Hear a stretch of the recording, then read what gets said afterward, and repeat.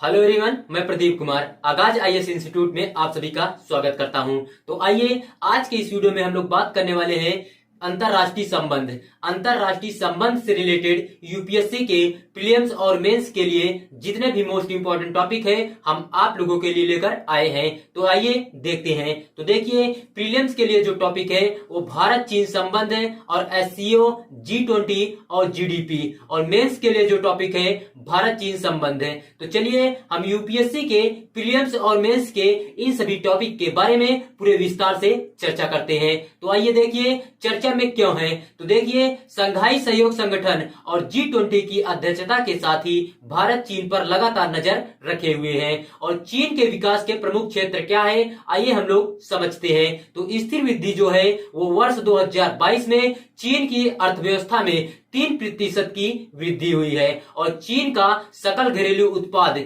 पिछले 5 वर्षों में 5.2% की वार्षिक वृद्धि दर के साथ 121 ट्रिलियन युआन, लगभग 18 ट्रिलियन अमेरिकी डॉलर तक पहुंच गया। और जनहित के कार्य क्या है, आइए समझते हैं। पिछले 8 वर्षों के नियंत्रण प्रयासों के परिणाम स्वरूप चीन ने लगभग 100 मिलियन ग्रामीण निवासियों को गरीबी से मुक्त करने के साथ ऐतिहासिक रूप से गरीबी का पूर्ण समाधान किया। और सरकार ने 70% से अधिक खर्च लोगों की भलाई सुनिश्चित करने हेतु किया था। विन विन सहयोग क्या है, आइए जानते हैं। वर्ष 2023 से 2021 की अवधि में वैश्विक आर्थिक विकास में चीन का योगदान औसतन 38.6% था, जो G7 देशों के संयुक्त 25.7% योगदान से अधिक था। जब से चीनी राष्ट्रपति ने वर्ष 2021 में संयुक्त राष्ट्र महासभा में एक भाषण में वैश्विक विकास पहल ग्लोबल डेवलपमेंट इनिशिएटिव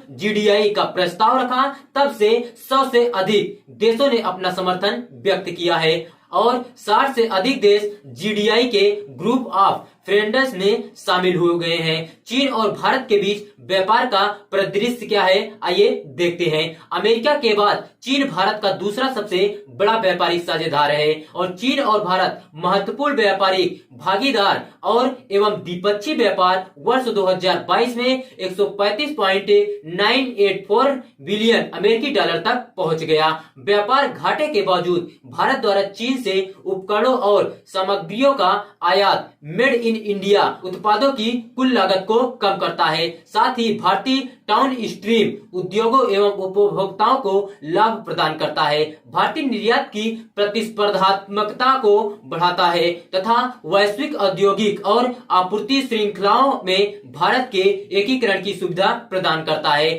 चीन का बाजार भारत के लिए खुला है और चीन की जनता अपने बाजार में अधिक उच्च गुणवत्ता वाले भारतीय सामान, संस्कृत एवं अन्य उत्पादों का स्वागत करती है। चीनी उद्यमों के निवेश ने भारतीय लोगों के लिए बड़ी संख्या में नौकरियां सृजित की है और भारत के आर्थिक विकास में योगदान दिया है। आगे की राह आइए जानते हैं। चीन एवं भारत का विकास और पुनरुद्धार विकासशील देशों की ताकत को बढ़ावा देता है। यह विश्व की 1/3 आबादी की नीति को बदल देगा और एशिया के भविष्य को प्रभावित करेगा। दो पड़ोसी तथा प्राचीन सभ्यताओं के रूप में 2.8 बिलियन की संयुक्त जनसंख्या के साथ चीन और भारत विकासशील देशों एवं उभरती हुई अर्थव्यवस्थाओं के प्रतिनिधि है। भारत और चीन दोनों राष्ट्रीय कायाकल्प और आधुनिकीकरण के दौर से गुजर रहे हैं, अतः चुनौतियों को दूर करना होगा, साथ ही समस्याओं का समाधान करना होगा। चीन और भारत के बीच मतभेद की तुलना में साझा हित कहीं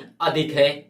तो देखिए, अगर आप लोगों को इसका पीडीएफ चाहिए तो इसका पीडीएफ टेलीग्राम चैनल पर मिल जाएगा। टेलीग्राम चैनल का नाम है आगाज आईएएस इंस्टीट्यूट और टेलीग्राम चैनल का लिंक हमने डिस्क्रिप्शन में दे दिया है। आप वहां से जाकर टेलीग्राम चैनल को डायरेक्ट विजिट कर सकते हैं और पीडीएफ डाउनलोड कर सकते हैं।